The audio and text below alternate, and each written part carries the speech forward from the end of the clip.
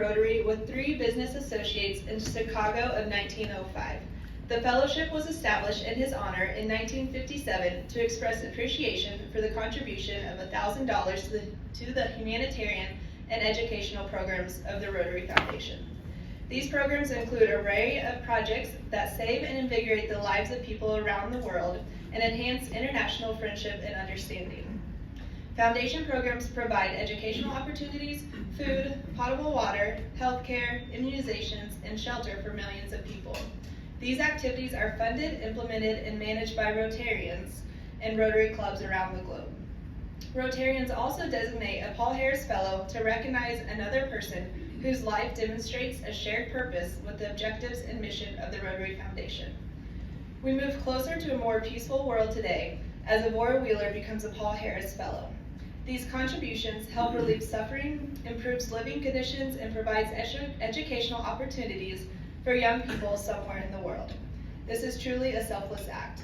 Therefore, it gives me great pleasure to present to you on behalf of the Rotary Foundation these 2 emblems of a Paul Harris Fellow, the certificate and a lapel pin.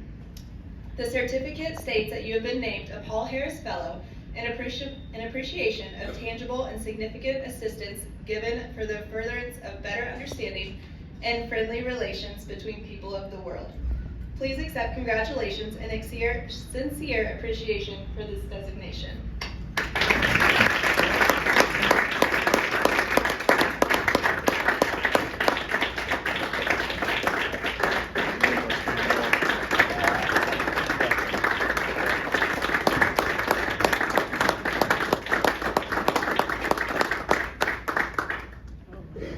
I'm going to let Evora give a little information about herself, and then I'm going to give a little background of how we go about choosing this person. Evora. I feel very, very humble from a kid growing up on the farm in the Great Depression, southwest of Emporia, and to have been able to have the opportunities that I've had through the years is just mind-boggling to me. And all of the friendships I've developed in so many. I was at the Chamber of Commerce for almost 17 years and worked with the business people, and I see several of those here today. Even though I'm at 92, I'm still much older than they are. But I've had so many opportunities and so many friends through the years. Raised a wonderful family, have 4 children. The daughter Barbara lives in Alaska with all of her family. Ken is a retired Santa Fe engineer. John and Ruth are employed to Auto Body, and Tom is in the engineering services at Newman Hospital. But I feel so humble, and thank you, for goodness sakes. I had no idea when you asked me to come today that all this was going to take place. But through the years, I've just had so many opportunities, and as I've told several people, when I say my prayers at night, I thank God for all of those opportunities that I've had, and ask Him to let me keep making pies for a little bit longer, because it's such a thrill for me to be able to contribute those for the fundraisers in the community, because I feel like I'm able to give back something for all of the wonderful things that I've encountered in my life. And as I say, from growing up on a kid in a farm, and I saw the bankers, I don't know if they're bankers here today or not, but I remember that nice car pulling up out by the barn. The barn was on one side and the house on the other. And I saw this nice car pull up, and I was in the yard at the house, and a couple guys got out in their suits, and I thought, oh, what the... Pretty soon my dad hollered and said, tell your mom to come out here. This stays in my mind, I can see it today. And so Mom went out, she said, you stay in the yard. And so I did, and I was probably about 6 or 7 years old at the time. They had come out to foreclose on the farm. This would have been in the mid-1930s. And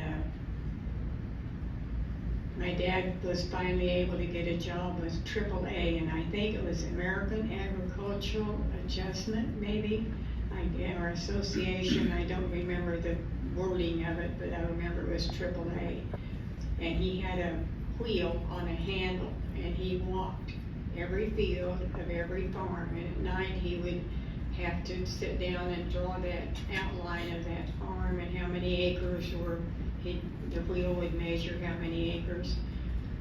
That meant that this little gal had to step up and start doing more things and to harness the horses, because we didn't have a tractor. To harness the horses, I'd get that harness off the hook up here on the wall, and I'd drag it over and put it on the divider between the two horses. Then I'd climb up on the divider and put the harness on the horse. Honest to goodness, how I did it, I don't know, but it's still clear in my mind that we had hogs and we had cattle.